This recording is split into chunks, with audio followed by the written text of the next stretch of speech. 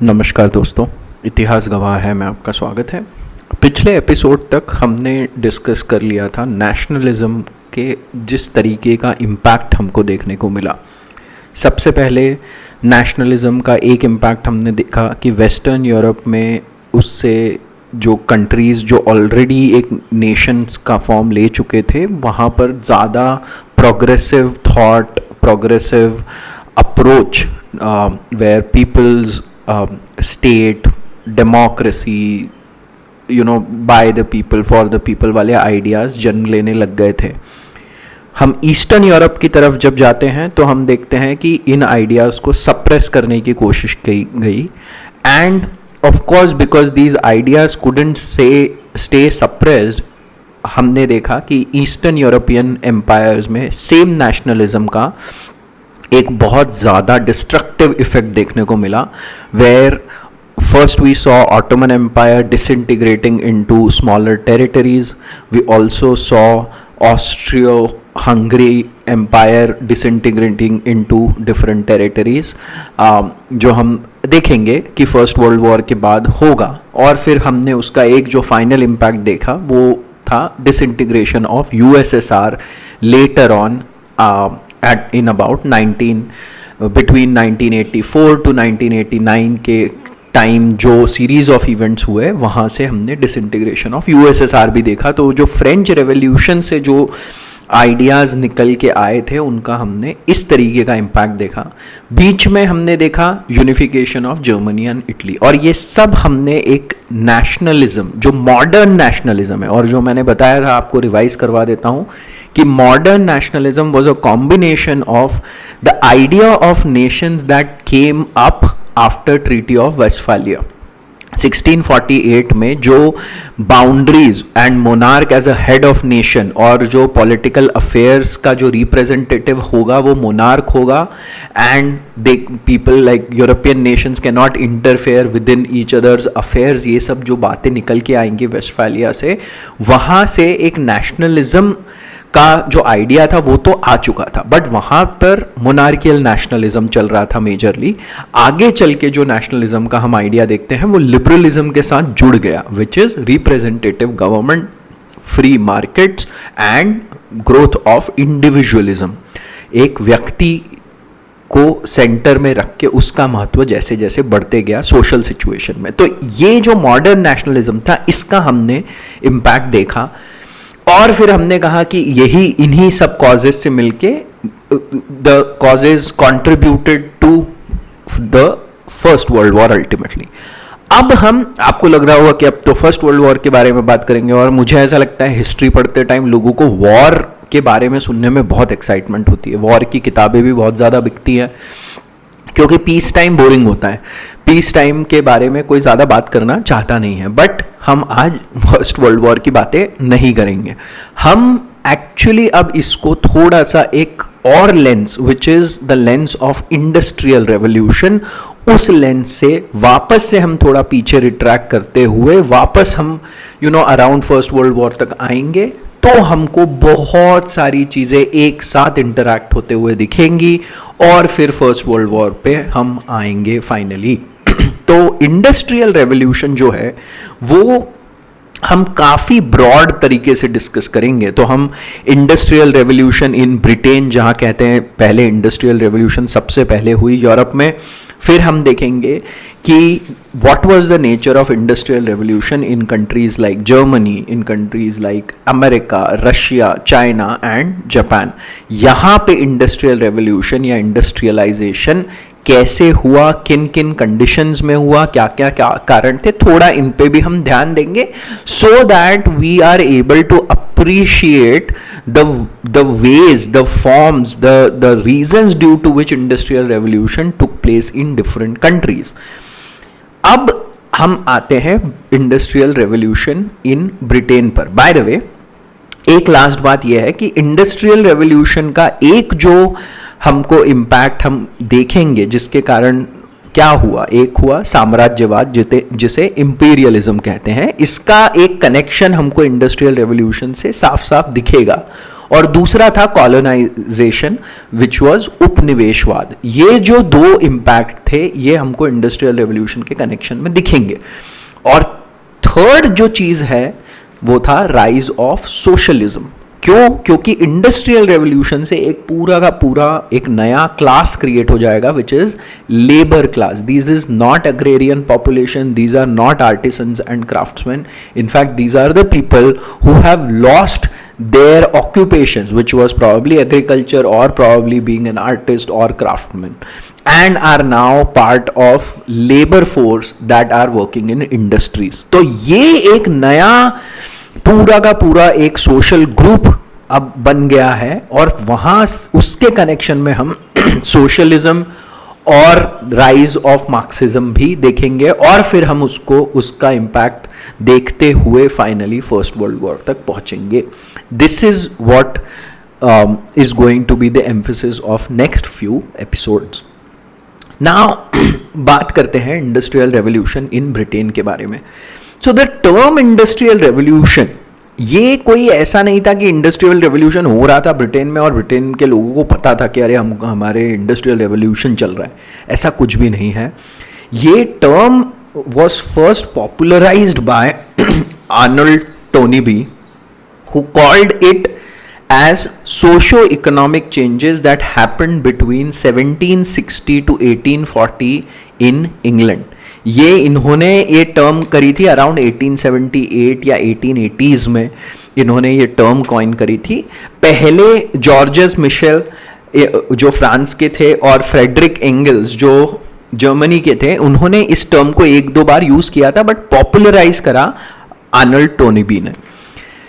और क्वेश्चन ये आता है कि was it really a revolution? क्योंकि देखिए रेट्रोस्पेक्टिवली कोई चीज को देखकर बोल देना कि ये रेवोल्यूशन है, तो दैट क्वेश्चन इज इंपॉर्टेंट कि was it actually a revolution. And जब हम डिफाइन करते हैं व्हाट इज अ रेवोल्यूशन, तो रेवोल्यूशन का मतलब होता है चेंज ऑफ, जो पेस ऑफ चेंज है वो बहुत फास्ट है। बट इंडस्ट्रियल रेवोल्यूशन का जो एरा, जो टाइम देखेंगे तो हम देखेंगे कि इट हैपेंड ड्यूरिंग 6-7 डेकेड्स, और उसमें भी दो फेजेस थे। एक फेज में सिर्फ जो आपका क्लॉथ मेकिंग या कॉटन इंडस्ट्री थी उसमें बहुत रिफॉर्म्स होते हुए दिखते हैं, फिर आगे के फेज में और दूसरी इंडस्ट्री में भी रिफॉर्म्स होते हैं।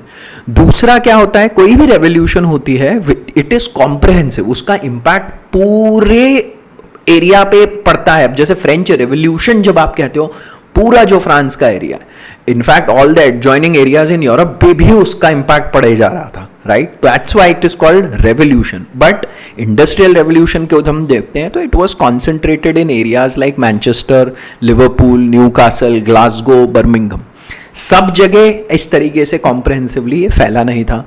And then third is that whatever is the means, is it wide spread? तो इस केस में यूज ऑफ टेक्नोलॉजी, अगर हम इंडस्ट्रियल रेवोल्यूशन की बात करते हैं तो use of technology was not wide spread. तो आइडियली अगर हम देखेंगे तो इसको रेवोल्यूशन कहना इतना सही नहीं लगता, बट वही है कि अब बहुत कॉमन लैंग्वेज में उसको इंडस्ट्रियल रेवोल्यूशन इतना बार बोल दिया जाता है, तो हम for the sake of convenience इसको एक इंडस्ट्रियल रेवोल्यूशन की तरह ही देखेंगे। अब कॉजेज क्या है, व्हाट वर द कॉजेज? अब देखिए ये क्या है ना, देखिए there is always that down side of retrospective analysis. आप पीछे देख के कुछ एनालाइज करोगे तो आपको सारे कॉजेज ऐसे दिखने लगते हैं। मैंने क्या कहा, जब हो रहा था तब किसी को पता नहीं चल रहा था, तो this is what we will have to take it with a pinch of salt कि हाँ भाई बैक ट्रैक करोगे तो सारे कॉजेज इजीली दिखाई देने लगेंगे। बट फिर भी to understand what led to the whole thing, the idea of understanding it is कि history is a continuous process। अभी जैसे मैं आपसे बात कर रहा हूं तो भी हिस्ट्री बन ही रही है, तो सारे थ्रेड्स आपस में कनेक्टेड होते हैं। और my purpose of talking about these causes is to see how some of the threads that we have already discussed in this series are connected। तो सबसे पहले फॉल ऑफ फ्यूडलिज्म। आपको याद होगा, अगर आपने ये सीरीज रेगुलरली पहले भी सुनी है, तो हमने मैनर सिस्टम डिस्कस किया था जिसमें there was a manor system under feudal lords and production उतना ही किया जाता था जितना कंजम्पशन ऑफ द पीपल जो मैनर में काम करते थे।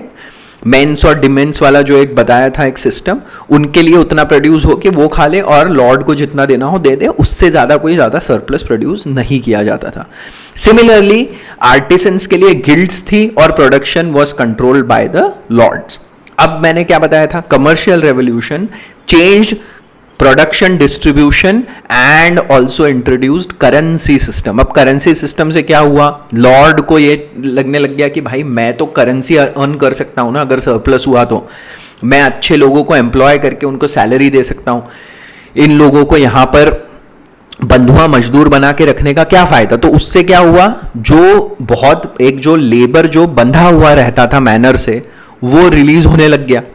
ठीक है, दूसरा प्रोडक्शन के जो सिस्टम्स थे उनमें बेटरमेंट आने लग गया, because Lord was now thinking about खुद को करेंसी अर्न करने का मन कर रहा था, है ना। Both lords and farmers got attracted to the money. तो एक उस समय पे इंग्लैंड में एनक्लोजर मूवमेंट चला। अब ये एनक्लोजर मूवमेंट में क्या हुआ, जो ये जो फ्यूडल लॉर्ड्स थे, they started combining strips of land to make it a bigger tract of land, और अब इन्होंने वेस्ट लैंड को भी अप्रोप्रिएट कर लिया, कॉमन लैंड जो होती थी उसको अप्रोप्रिएट कर लिया, जिससे एफिशिएंसी इन प्रोडक्शन बढ़ गई।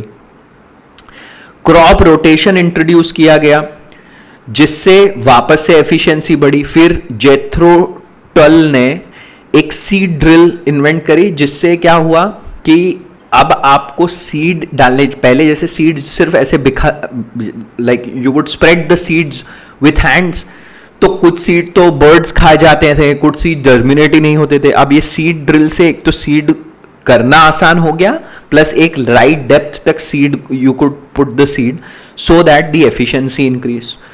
फिर iron plough was invented in 1730 which was called Rotterdam plough. Then 2 horses than 4 could be now used because of iron plow, है ना। तो उसके कारण से लेबर कॉस्ट कम हो गई। तो ये सारे इस तरीके के रिफॉर्म्स हुए, and that coupled with the fall of feudalism. तो इससे हुआ क्या, उससे ये हुआ कि अब ये सारे रिफॉर्म्स होने के कारण जो सरप्लस लेबर क्रिएट हुआ था, क्योंकि अब लेबर तो अपने फार्म से रिलीज होते जा रहा है, राइट, और फ्यूडल लॉर्ड्स के बंधनों से ये लोग मुक्त होते जा रहे हैं, तो it create a surplus population, surplus labour, which fuelled the industrial revolution. By the way, population growth, देखो फूड अवेलेबिलिटी और पॉपुलेशन का बहुत बड़ा कनेक्शन होता है ना, कि फूड अवेलेबिलिटी है तो पॉपुलेशन ग्रो करती है। तो population grew from 5.5 million in 1700 to about 9 million by 1801 in England, right. तो ये एक जो बहुत बड़ी चीज थी, because of fall of feudalism, all of these small reforms started happening that created surplus labour. दूसरा, इम्पैक्ट ऑफ रेनेसां। उससे क्या, रेनेसां में रैशनल एंड साइंटिफिक थॉट की बातें करी गई। अब रैशनल और साइंटिफिक थॉट मतलब आप रिस्क लो, आप इन्वेंशन करने के बारे में सोचो, आप साइंटिफिक तरीके से सोचो। तो सबसे पहले उसी प्रोसेस में फ्लाइंग शटल वॉज इन्वेंटेड। तो फ्लाइंग शटल क्या होता है ना, कि जब कोई जो आपका कारीगर होता है, जो कपड़ा बनाने वाला, when they have to basically pass on the thread from one side to the other side with hand.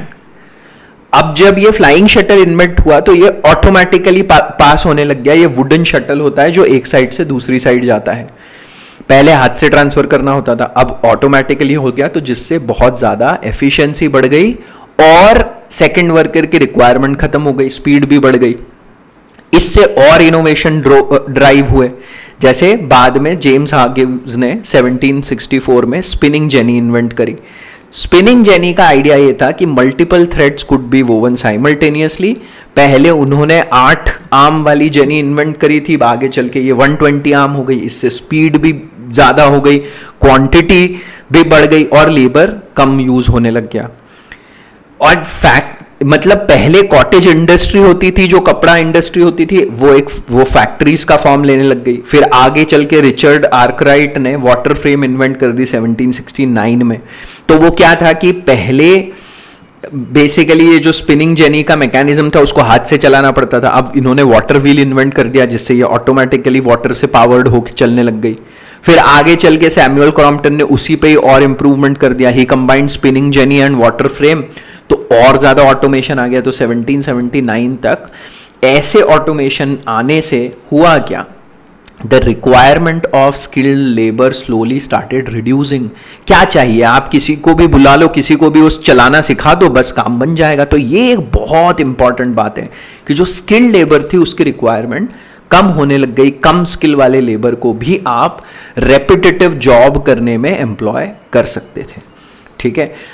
और बीच में फिर हमने देखा, आपको याद होगा, शायद आपने पढ़ा होगा ऑलरेडी, 1765 में जेम्स वॉट ने स्टीम इंजन के कमर्शियल यूजेस बहुत सारे बना दिए। तो अब ये सोचिए आप कि ये सब कुछ जो आपका क्लॉथ एंड फैब्रिक मैन्युफैक्चरिंग में ये जो इन्वेंशंस जिसको मैंने बात करी थी, अब ये they were powered by steam engine. तो और बात आगे बढ़ गई, right. Spinning mule was now powered by steam engine. Now one important thing that you have to understand कि कोई भी इनोवेशन तब तक फैलती नहीं है जब तक उसका एक लेवल का सोशल एक्सेप्टेंस नहीं बिल्ड होता है। और ये बात हमको समझनी बहुत ज़्यादा ज़रूरी है, बिकॉज एक जो मैं आपको एग्जांपल देना चाहता हूं कि फ्लाइंग शटल जो था, that did not gain acceptance in French society because it was imposed from the top. Monarchy या किसी हायर लेवल से उसको इम्पोज किया गया था लोगों पे और उन्होंने उसको रिजेक्ट कर दिया।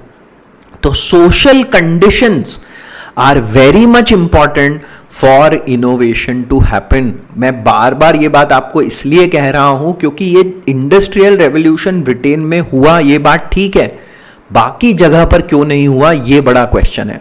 फ्रांस में क्यों नहीं हुआ, स्पेन में क्यों नहीं हुआ, इंडिया में क्यों नहीं हुआ, चाइना में क्यों नहीं हुआ। इंडिया एंड चाइना वर तो super prosperous during these times, correct.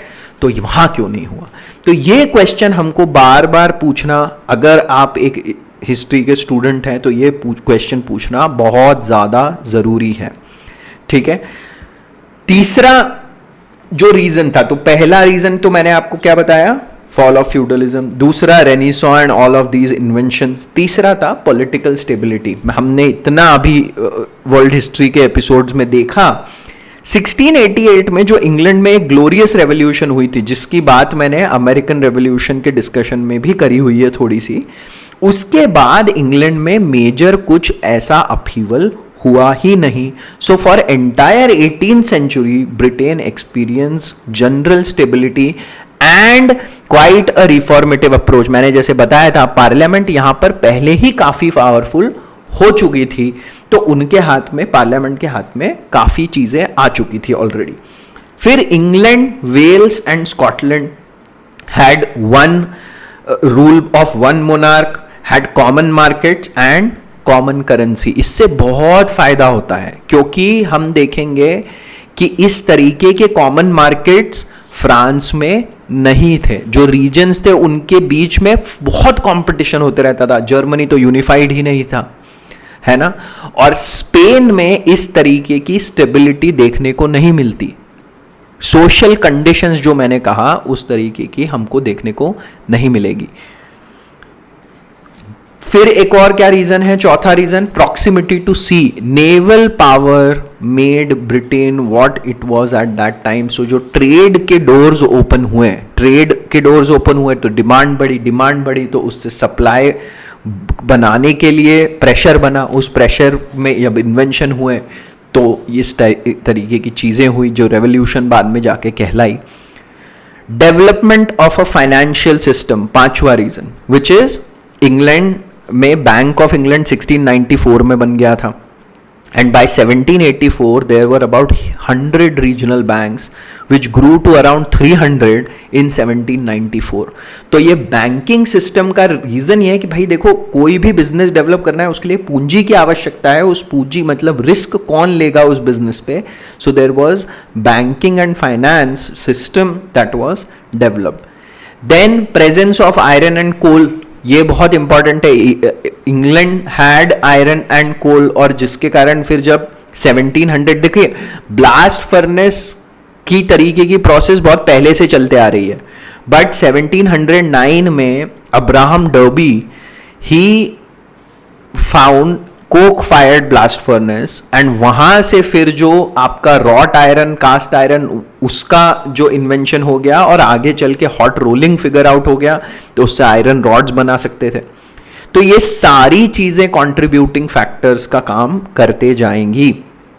Then laissez faire free market की जो एक पॉलिसी ब्रिटेन विल अडॉप्ट, वो बहुत इंपॉर्टेंट पॉलिसी है, क्योंकि इसमें क्या है, emphasis on individual profit and venture. तो जो जॉइंट स्टॉक कंपनीज और वेंचर्स जो डेवलप हुए वो इसी के अंडर डेवलप हुए। एंड देन फाइनली एक बहुत बड़ा इंपैक्ट जो कहा जाता है वो है प्रोटेस्टेंटिज्म का।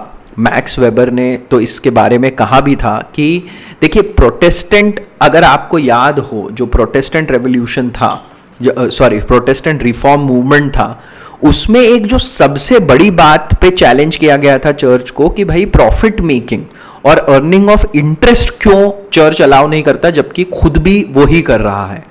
तो इसके कारण से जो प्रोटेस्टेंट क्लास था वो एक ट्रेडिंग क्लास मतलब उसमें बहुत बड़ा एक ट्रेडिंग और रिस्क टेकिंग, प्रॉफिट मेकिंग वाला जो एस्पेक्ट था वो प्रोटेस्टेंट क्लास से हमको देखने को मिलेगा, और इसलिए प्रोटेस्टेंटिज्म का कैपिटलिज्म और उसके ग्रोथ पे काफ़ी इम्पैक्ट देखा जाता है। तो ये सारे तो फैक्टर्स हुए जिसके कारण हम कह सकते हैं कि इंडस्ट्रियल रेवोल्यूशन ब्रिटेन में हुई। क्वेश्चन वही है, मैं आपसे बार बार ये क्वेश्चन पूछने के लिए कहूंगा, व्हाई नॉट इन फ्रांस? तो फ्रांस में तो मैंने जैसे आपको पहले ही बताया पॉलिटिकल इंस्टेबिलिटी थी, फ्रेंच रेवोल्यूशन वगैरह जैसी हो रही है, लुई 15 और 16 इतने पावरफुल नहीं थे खुद से। दूसरा इकोनॉमिक स्ट्रक्चर जो मैंने कहा, फ्रेगमेंटेड मार्केट थे, focus hugely was on luxury good, and same applies to Spain as well. Massive amount, याद करिए साउथ अमेरिका का सारा गोल्ड स्पेन और पोर्टुगल पहुंच रहा था, बट फिर भी प्रोग्रेस नहीं हो पाई। क्यों? क्योंकि फोकस था उस गोल्ड को यूज करें अपने ऐशो आराम में, राइट? उसको सही जगह नहीं यूज किया गया क्योंकि वैसी कंडीशंस नहीं बनी, ठीक है? और ये सवाल जरूर पूछिएगा कि why not in India and China. जैसे एक रीजन जो हमारे लिए दिया जाता है कि हमारे यहाँ बहुत बहुत एंट्रेंच सोशल स्ट्रक्चर बन गए थे, और इसके कारण से क्या हुआ कि बेसिकली द आइडिया वाज कि बढ़ई का बेटा बढ़ई बनेगा, कारीगर का बेटा कारीगर बनेगा। वो अपने सोशल स्ट्रक्चर को ब्रेक करके कुछ और बनने का उसका चांस बहुत कम है। दूसरा, पॉपुलेशन इतनी थी कि टेक्नोलॉजी, मतलब इनफ लेबर था तो टेक्नोलॉजी की नीड ही फील नहीं हुई, आप ये कह सकते हैं। और तीसरा एक जो रीजन था, 18th सेंचुरी के स्टार्ट से ही as the Mughals decline there was a lot of regional instability, काफ़ी आपस में लड़ाई झगड़े। तो छोटे छोटे रीजन्स, तो मैं आपको जैसे बता रहा हूँ कि छोटे छोटे रीजन्स आपस में बटे हुए हैं और उनकी आपस में ही लड़ाइयाँ चल रही है, तो इस कारण से एक पॉलिटिकल इंस्टेबिलिटी वाला भी इन्वायरमेंट बना रहा। और भी रीजंस हैं, उनके बारे में ज़रूर सोचिएगा कि क्यों हमारे यहाँ इंडस्ट्रियल रेवोल्यूशन नहीं हो पाई, क्यों चाइना में नहीं हो पाई। ये सारे इंपॉर्टेंट क्वेश्चंस हैं पूछने लायक, ठीक है? आज का एपिसोड हम यहीं पर पॉज करते हैं, है ना? यही डिस्कशन अब आगे बढ़ाएंगे फॉर अदर कंट्रीज, कैसे हुआ वहां पर इंडस्ट्रियल रेवोल्यूशन, हम इसको देखेंगे, है ना? और मैं आपको एक बहुत अच्छे कोट के साथ आज का एपिसोड खत्म करना चाहता हूं, and the quote is by Will Durant, who once famously said that civilizations begin with religion and stoicism, they end with skepticism and unbelief and the undisciplined pursuit of individual pleasure. A civilization is born stoic and dies epicurean. Epicurean मतलब ऐशो आराम में डूबे हुए हैं, that is when a civilization dies. इसको थोड़ा सा आप और सोचिए इसी कोट के बारे में, और फिर सोचिए कि इंडस्ट्रियल रेवोल्यूशन हमारे यहाँ क्यों नहीं हुई होगी and what might have been those reason. सुनने के लिए आपका बहुत बहुत धन्यवाद। अंटिल नेक्स्ट एपिसोड, जय हिंद।